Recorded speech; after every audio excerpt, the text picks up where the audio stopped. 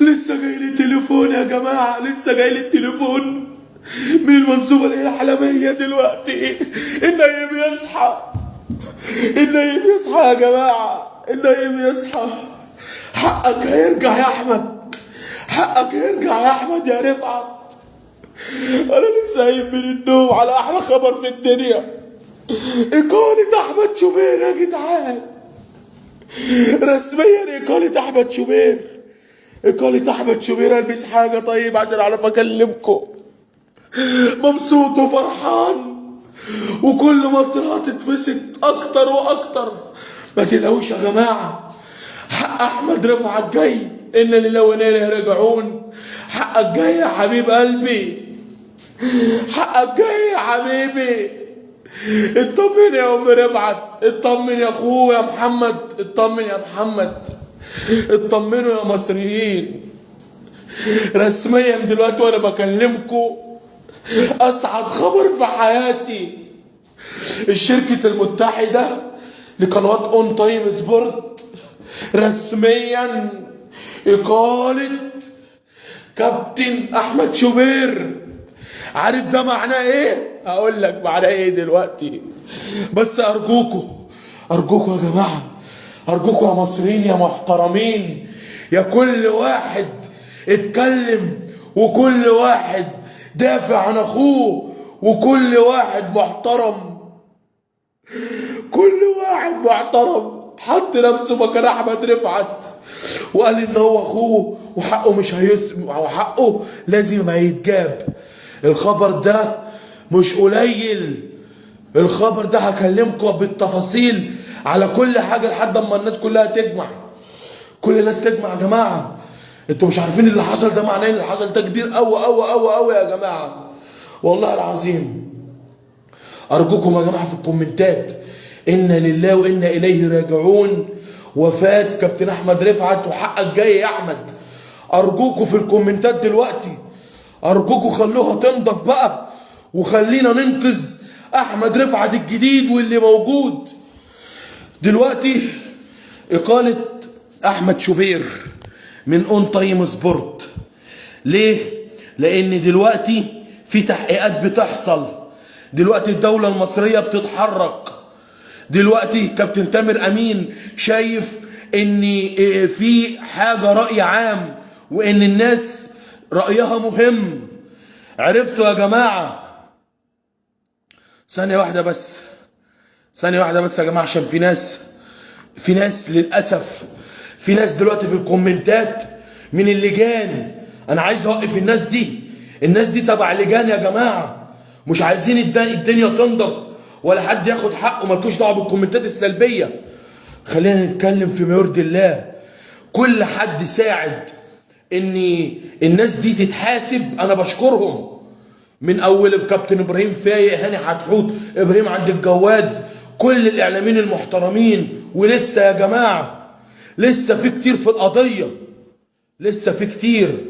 احنا كل اللي بنطالبه عايزين نشوف رياضه في مصر، عايزين يا جماعه بجد بجد نطهر الرياضه وننقذ اللي باقي. وارجوكوا وصلوا اللايف ده لكل الناس، يا يا مصريين يا محترمين.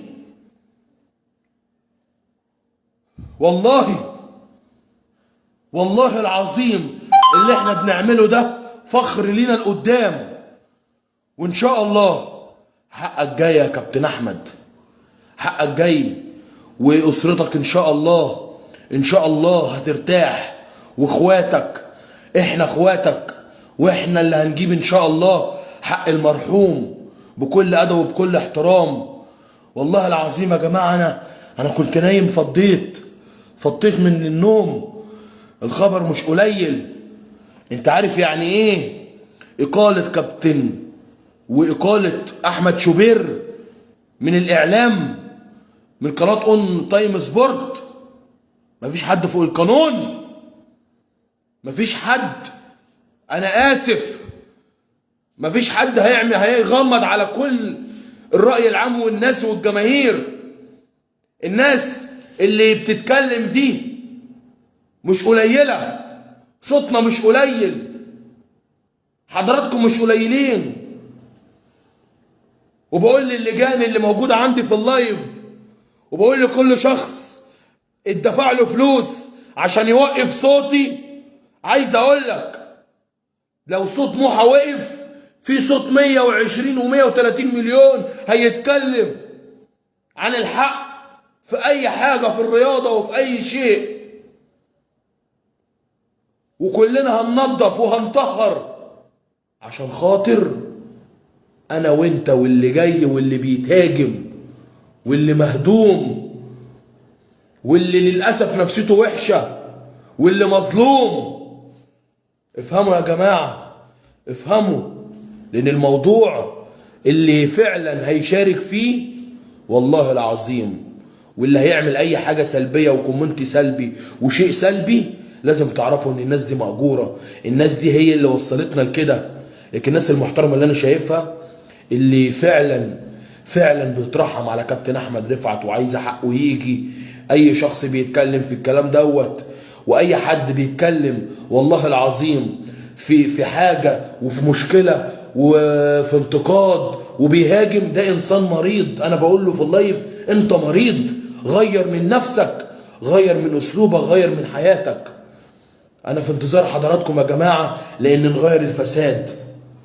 وعايز اقول لكم ان في رجال كتير في البلد محترمة. يا مصري افرح، صوتك مسموع وصوتك قوي. اشكر نفسك واشكروا نفسكم يا جماعة. يا ريت يا جماعة عشان الاشعارات ما تقفش، ويا ريت يا جماعة عشان اللايف يظهر لكل الناس، كل اللي موجود في اللايف يثبت حضوره يا جماعة. بعد اذنكم اعملوا لللايف ده سيرش ويرفعوه لفوق، خليها تطهر ونتطهر. مش هطول على حضراتكم اكتر من كده على الخبر السعيد ده. خبر بالنسبة لي بمليون جنيه، مليون اي حاجة. ياه، نام يا احمد وارتاح، وحقك هيجي يا حبيبي.